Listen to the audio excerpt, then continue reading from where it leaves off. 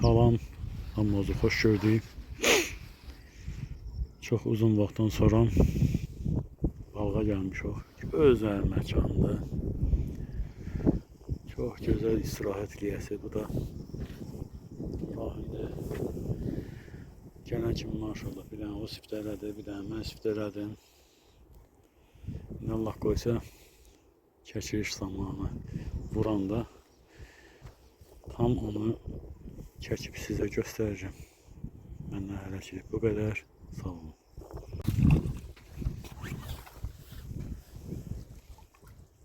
Yox, yaxşıdır ha. Burada şeydir öyle. Maşallah. Olduğuna bərəkət.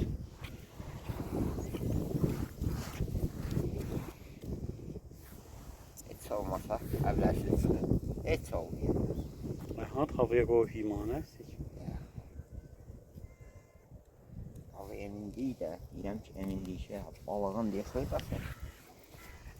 Xırdası sümüklə olur heç. Bu düzgün deyil.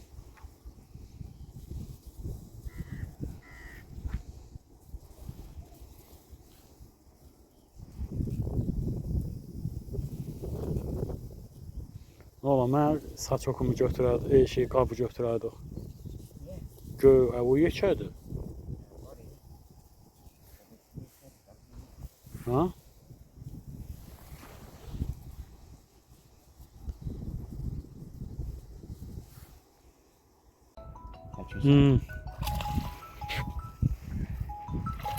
Maşallah. Ede. Maşallah. Bu süperdi.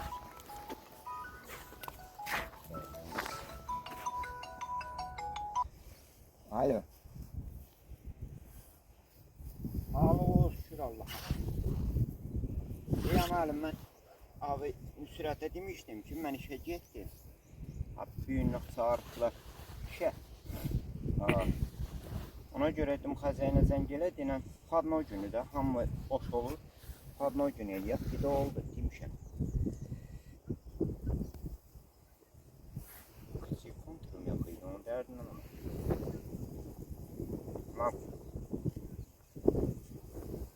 Bir dənə ağaçlara baxın siz. Ağaçları qaldırmağa qaldırıcıq. Problem yox. Prosta material lazımdır. O qalın kəndir var. Paraşüt kəndiri. Ünlü. Ondan almaq lazımdır. Bir 10 metr ondan alaq. Çıxdı özü. Bir 10 metr. Belə satanlardır. Maşallah olsun.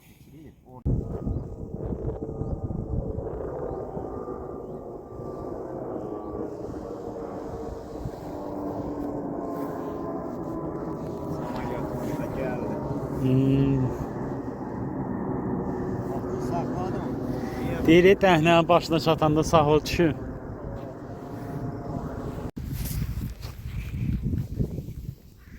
Çıxart görək.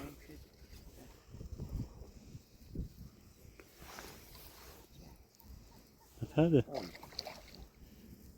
Biraz qabağa getdi ha? Maşallah. Bu da zirkanlı kap. Zirkanlı kap.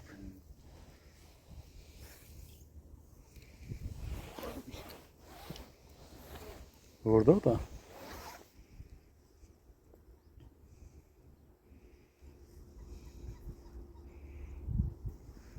Yok, uşatmır.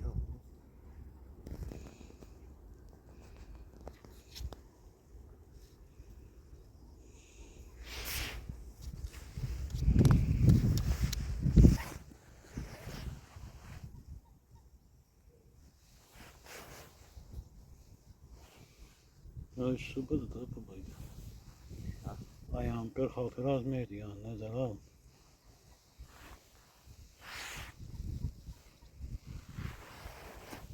Ve burada da var. Gücülə.